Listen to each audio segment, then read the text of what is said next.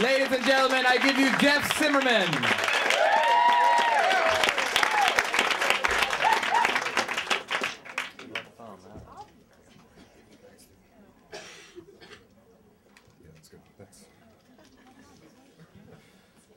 So in early 2003, at least in Virginia, online dating was basically the province of recluses, role players, and the hopelessly desperate.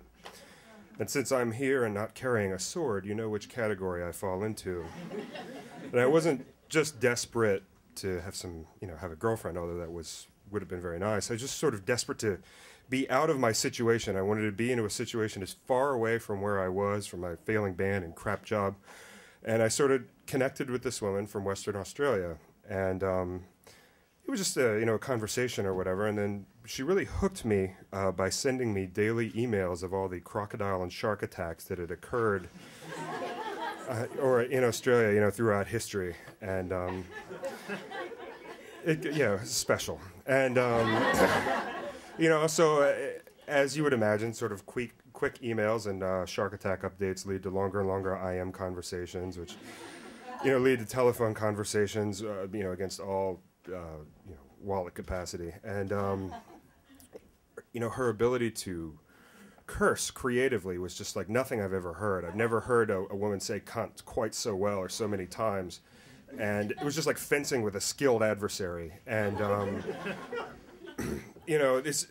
I got to we both were sort of lying to our friends about what we were doing, and we sort of spend more and more time conversing with one another on the computer, and it's not really cool, but it's really what happened. And eventually, the worst thing happened, which is she starts talking sense.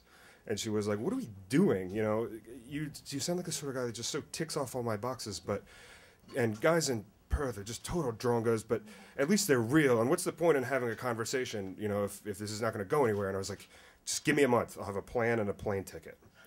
Which is big talk for a guy that's earning $9 an hour, but in that month I managed to sell all my vinyl, my drum set, my van, and this is the night before but yeah, you're sighing. This is Park Slope. You're like, the vinyl.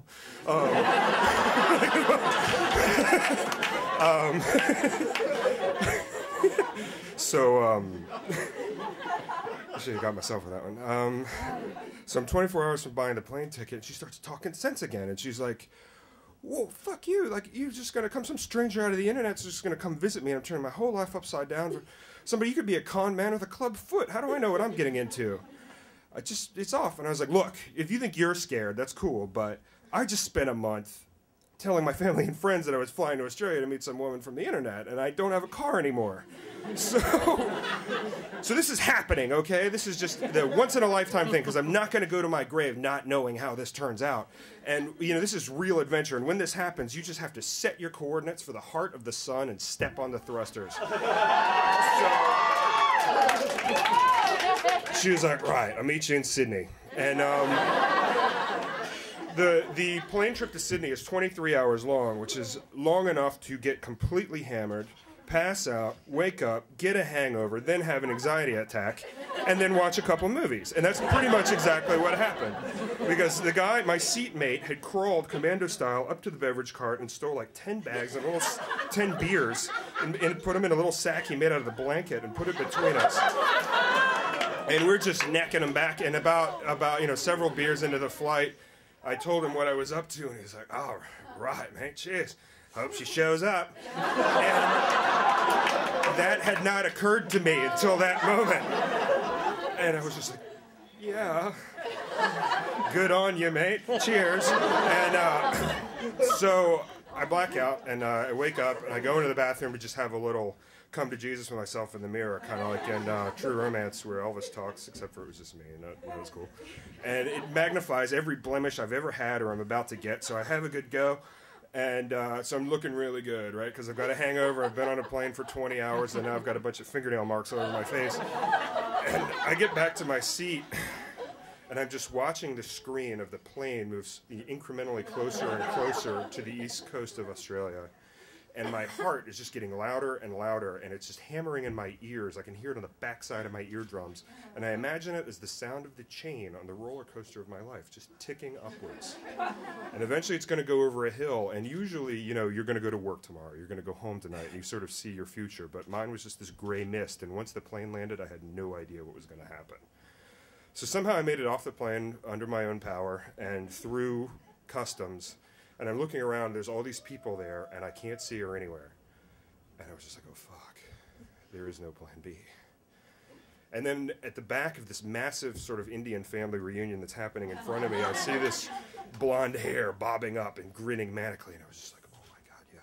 And I start going for it, but there's too many people, and I just totally pull like an Andre the Giant and Princess Bride, and I'm just like, everybody move! And they do, and we go, and we embrace, and it's awesome. And I will spare you the biological details of the cab ride and the ensuing apartment rental. But, you know, I just remember lying in bed and feeling all this fear and anxiety and nervousness fly away from my body like giant bats out of a very dark cave. And I'm just lying there sort of looking at her, and it feels like forever. And she looks at me, and she says these few little words that I really needed to say and didn't know how to say. And she says them for me. She's like, fuck, I need a drink. Thank you.